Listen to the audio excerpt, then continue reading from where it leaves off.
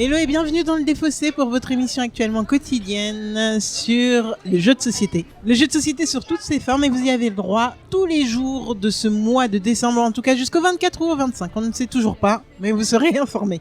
Alors, je suis toujours avec Zéphiriel. Yo. Moi c'est Alex et je suis accompagné, et nous sommes accompagnés de Tim du Loufoque, car ce calendrier de l'Avent est toujours en partenariat avec le Loufoque. Salut Tim. Salut, ça va bien? Ouais, je crois que tu nous proposes du gros. Ouais. Aujourd'hui, c'est Crysis. Donc, Ok. un jeu de Pantelis Bouboulis et de Sotirios Tsantilas. Des bons noms. On est sur du 1-5 joueurs. Alors, la partie va vraiment dépendre. Parce qu'en gros, il y a jusqu'à 7 manches. Mais on peut peut-être mourir à la 3e. Donc, peut-être que ça va vite, peut-être que ça va être long. Bon, alors déjà, on parle d'une crise. Ouais, c'est ça. Ça se passe dans un monde un peu utopique, imaginaire, qui s'appelle Ouais. Axia.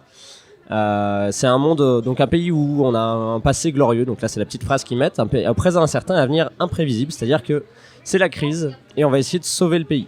Ok, nous, on est des investisseurs. Donc on va essayer de sauver le pays, mais en même temps, on va essayer de s'en foutre un peu plein les poches. Hein. Attends, quand même. Et ce qui est très drôle, enfin moi, je trouve ça très drôle, c'est que les deux auteurs sont grecs. Ah, d'accord. Et voilà, j'aime beaucoup cette petite touche Ok, du coup, de thématique. Bon, si vous avez pas la référence, regardez les infos. Et donc après voilà, niveau mécanique, c'est de la pose d'ouvrier toute simple, du combo de cartes, de la production de ressources, de la vente, de l'achat et de l'opportunisme. Et alors, pourquoi on peut arrêter au 3e tour? Alors en fait, on va essayer donc de sauver le pays, et si le niveau financier du pays descend en dessous de 0, tout le monde a perdu. Mais spécifiquement au 3e tour ou c'est juste n'importe quel tour? C'est un exemple. Quand tu dis au 3e tour, c'est un exemple. Ouais, alors en fait, c'est que ça dure jusqu'à 7 tours. À la fin du 7e tour, si le pays n'est pas en crise, enfin pas en crise, n'est pas tombé en dessous de 0, la partie de toute façon va s'arrêter et on va compter les points. Mais ce qu'il y a, c'est que comme c'est un jeu de création de moteur, ça prend du temps de créer son moteur. Et donc généralement, c'est tour 3-4 que ton moteur commence à démarrer. Et soit il a le temps de démarrer et puis après Et de sauver normalement le tu pays. vas jusqu'au bout du 7e tour. Soit ton moteur il se démarre pas et du coup là t'as pas le temps de sauver le pays, et généralement c'est ça, 3-4 fin du game. T'as combien de parties sous le capot 3 je dirais. et combien de défaites avant la fin de la partie? Moi j'ai pas perdu mais Ah, comment il s'appelle, ça m'énerve. Donc en tout cas, ce que tu veux dire, c'est qu'on meurt tous ensemble. Si c'est la fin de partie, c'est game over pour tout le monde. Alors il y a un objectif de points à chaque manche. Ok. Ceux qui ont au moins atteint cet objectif là, même si le pays descend en dessous de 0, Il continue. sont éligibles à la victoire. Ok. Très bien. Bon, alors du coup, c'est un... Ah, excuse-moi. Non, parce que j'ai pas compris du coup. À chaque tour, il y a un minimum de points à Ouais, avoir. exactement. Mais si au tour 2 par exemple, j'ai pas ce nombre de points, je suis plus éligible à la victoire pour la fin de partie. Pas exactement. Alors c'est un petit peu plus compliqué que ça. On a donc à chaque tour, chaque manche, on a un objectif de points. Ouais. Ok. Individuellement, on va chacun essayer de réussir cet objectif-là. D'accord. Par rapport à l'écart qu'on aura à cet objectif, Individuellement. on va faire vaciller le niveau du pays sur une autre échelle, en D'accord. positif ou en négatif. Par exemple, si on est 3 à avoir -1 par rapport à l'objectif, le niveau du pays va descendre de 3. D'accord. Si par contre il y a un joueur qui a +4 et 2 joueurs à -2, le niveau du pays il va pas bouger. Ce sera D'accord. +4, -2, Ok. -2. Ok. Ah oui, d'accord. Quand tu dis éligible à la victoire, c'est pas. D'accord, ok, je comprends mieux, d'accord. C'est parce que du coup, je me disais, si tour 3, je suis plus éligible à la victoire, quel est mon intérêt de continuer à jouer en fait? Si, tout le monde est toujours éligible, c'est juste que si le niveau du pays descend en dessous de 0, Ouais, ceux qui n'ont pas atteint l'objectif en cours de la manche ouais, ne ça peuvent devient. pas gagner. Ouais, d'accord, ok. D'accord, je comprends un peu mieux, merci. Et donc, le jeu se joue comment? Je vois un immense plateau. Ouais, c'est ça. C'est un plateau avec, il me semble, 22 actions, je crois. Donc c'est vraiment, il y a plein de trucs à expliquer. Ok. Il y a plusieurs phases de jeu, notamment la première où c'est les revenus classiques, hein, vous gagnez un peu d'argent. Et la deuxième phase qui est la plus importante, où vous allez placer vos ouvriers en fait sur les différentes actions du plateau. On se place où on veut, mais on ne résout pas l'action au moment où on se place. On va d'abord placer tous nos bonhommes, et une fois qu'on aura tout posé, on va résoudre les actions, en commençant par la première jusqu'à la dernière.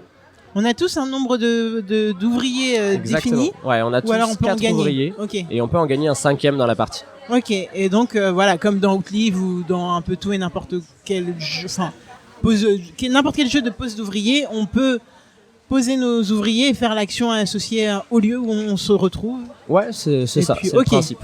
En fait, toutes les actions, il est vraiment très thématique dans le sens où chaque action que vous allez faire, si elle est dans l'éthique, dans l'aide du pays, par exemple, si vous exportez des ressources, c'est-à-dire que vous valorisez les ressources du pays, donc ça, c'est valorisé en termes de points. Par contre, si vous importez des ressources, vous perdez des points, mais vous gagnez de la thune, des ressources et c'est moins cher. Donc, faut arriver à faire la part des choses et à trouver un équilibre entre. C'est ça. C'est un jeu individuel, mais il y a un travail collectif de sauver le pays ou du moins de le tenir un petit peu à flot, histoire de tenir la route. Ok.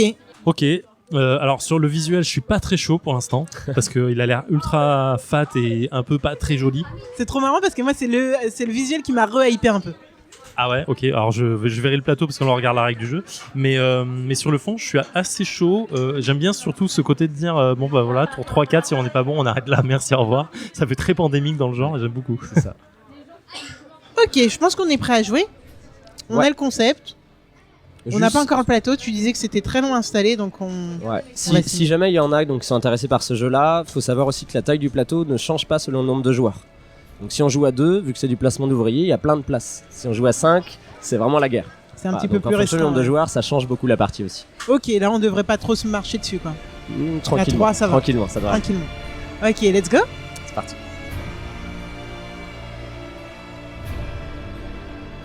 Le niveau d'Axia est jaune, donc là on va prendre une carte jaune. Ça dégage. Impôt de crise. Le statut financier d'Axia est diminué de 2. Chaque joueur doit payer 2 crédits ou prendre une tuile pénalité moins 1 PV pour chaque crédit impayé. Ceux qui ont atteint l'objectif à 23 auront une carte bonus. Ah, c'est chaud, hein. Ouais, c'est chaud. C'est à moi ? Plus 3, il n'y en a pas beaucoup. Hein. Ah, bah, ok, je vais attendre là. Ah, bâtard, putain. Bah, tu paieras. C'est les intérêts. Tu Donc, paieras chaque nouvelle manche, tu auras 1 à payer tant que tu n'auras pas remboursé ton emprunt. J'ai oublié. Il a fait une Gandalf. Bah, moi j'attends les gens, hein, c'est toujours pareil. Hein. Ok. Et nous voilà de retour dans le défaussé après une partie, on va dire d'une 40aine de minutes. J'avoue que j'ai pas très bien enregistré cette partie de Crysis, présentée par Tim. J'allais dire Harry, mais non, Harry c'était hier. Oh non, merde, s'il vous plaît. Par Tim. Et donc Jeff, qu'est-ce que t'en as pensé ? Eh ben écoute, pour l'instant je gagne, donc je vais pas me plaindre, mais on est à la moitié, même pas la moitié de la partie, on a fait un gros tiers. Et je vois complètement la mécanique de jeu et je kiffe pas mal l'idée. J'aime bien l'idée de rester en arrière et laisser les autres faire avancer le pays pour faire des points.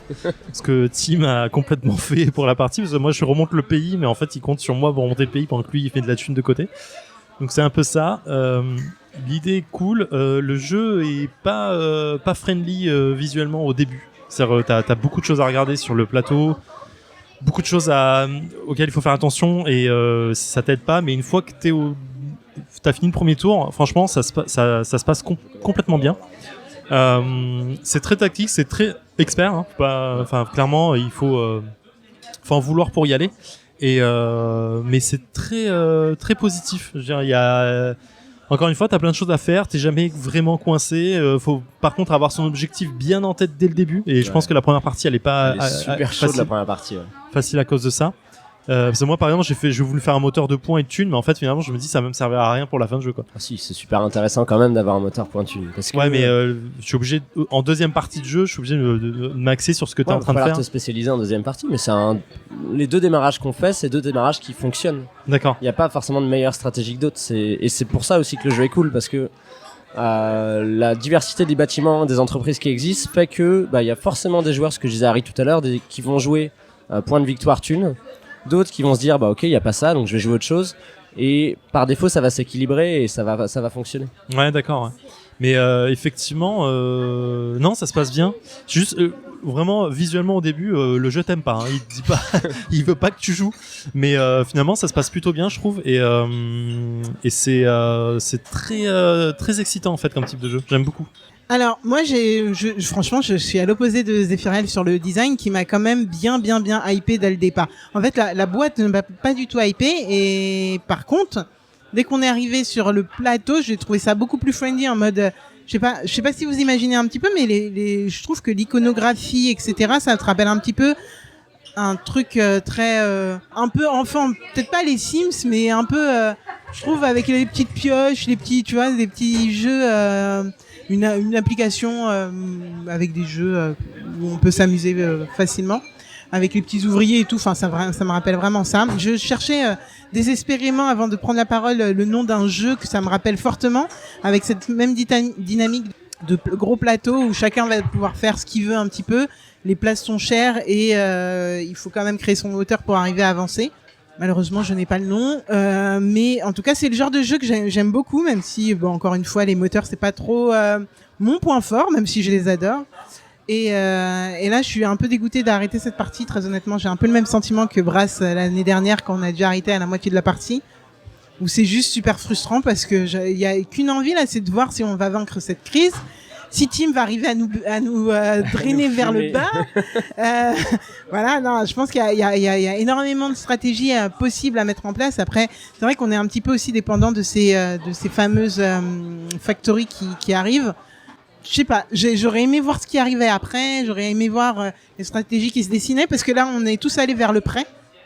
Voir comment ça allait agir sur chacun. On est 4 joueurs autour de la table, il y en a 3 qui sont allés vers le prêt. 3. Mais parce que dans les entreprises qui sont sorties, il n'y avait pas vraiment d'entreprises qui rapportaient beaucoup d'argent. Ou alors elles sont sorties deuxième tour quand on n'avait pas forcément assez d'argent pour les acheter. Exactement. Donc ça fait une partie spécifique et voilà, c'est ça qui est cool aussi. Ouais, mais justement, je pense en termes de rejouabilité, c'est un jeu qui est quand même super balèze. Moi, je pense que c'est un jeu qui, tu vois, rien que le nom Crysis, c'est super dur, c'est pas friendly du tout. La boîte, elle est pas friendly du tout, mais alors quand t'ouvres et que t'as le packaging, ça te donne envie. Et moi, ça m'a juste donné envie de continuer et de voir si certains d'entre nous allaient survivre. Et si notre pays, comment il s'appelle déjà? Axia allait survivre à cette crise ou pas. J'aurais parié sur non. Mais pourquoi pas. On n'était pas trop mal. Je pense pas qu'on aurait atteint le tour 7. On serait mort 5-6 à mon avis. Ah, c'est bien, c'est optimiste. Ouais. Ok, très bien. Qu'est-ce qui te fait dire ça? Parce que finalement, moi j'étais toujours au-dessus du Toi, minimum. Toi t'es au-dessus, mais moi mon moteur va être long à démarrer. Harry fait un peu d'exportation qui monte de temps en temps, mais c'est pas des grosses ressources qu'il vend, donc ça rapporte pas beaucoup. Alex, c'est pareil. Donc en fait, vu que au fur et à mesure des manches, l'objectif est de plus en plus élevé à atteindre. C'est vrai qu'on passait à 38, ouais, c'est vrai. Au fur et à mesure, on sera descendu petit à petit et même toi, je pense que t'auras eu du mal à atteindre. Ouais, parce que là, effectivement, on a perdu moins 10 d'un coup à la fin du tour, ce qui était assez violent quand on était en général à moins 2, moins 10 3. Tour 3. Tour 4, ça va piquer quoi.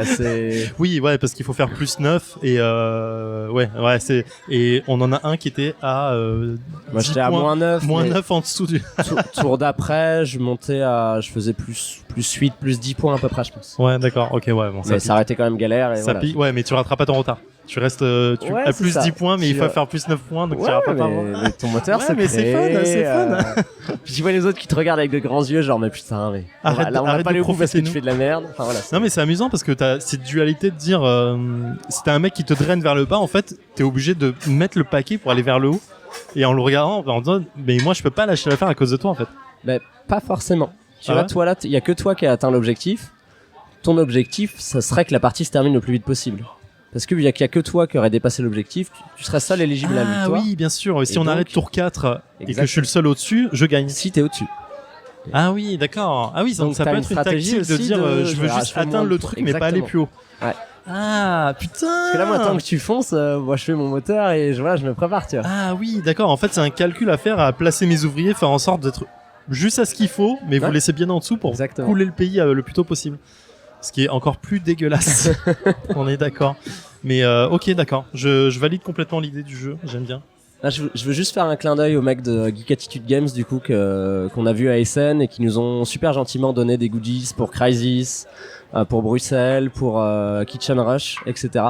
Voilà, ils sont très très sympas et puis les jeux qu'ils font, moi, globalement, me plaisent plutôt pas mal. Donc, s'ils nous écoutent, ils peuvent nous contacter parce qu'on veut bien parler plus souvent de ces jeux pour le coup. Donc ça m'intéresse largement parce que là, entre celui-ci et celui d'avant, c'était Bruxelles. Pour le coup, on est sur une tranche de jeu qui nous plaît, il me plaît pas mal. En tout cas, à moi, en tout cas. Voilà. Écoute, merci encore, Tim, pour ton intervention. Alex, un dernier mot. T'as repris le lead de l'émission, je ne sais pas comment t'as fait ça, donc fini. Je te voyais sur ton téléphone, je me dis bon, elle en acquiert. Que dalle, j'ai essayé en vain de trouver le nom de mon super jeu dont je voulais parler, mais c'est pas grave, en référence à celui-là, mais tant pis. Du coup, tu peux clôturer l'émission si tu veux. Merci beaucoup, Tim, de nous avoir présenté Crysis. Je crois que c'est ton 3e jeu. C'est mon 2e, c'est un Deuxième plaisir. Ah, Ouais, il t'as en l'impression reste qu'on passe un. beaucoup de temps ensemble, Ah, je trop de comprends. temps. Je Et le crois dernier, que- ça sera Barrage, et c'est aussi du placement d'ouvriers encore plus bourrin que celui-là. Donc il faudra être un petit peu préparé.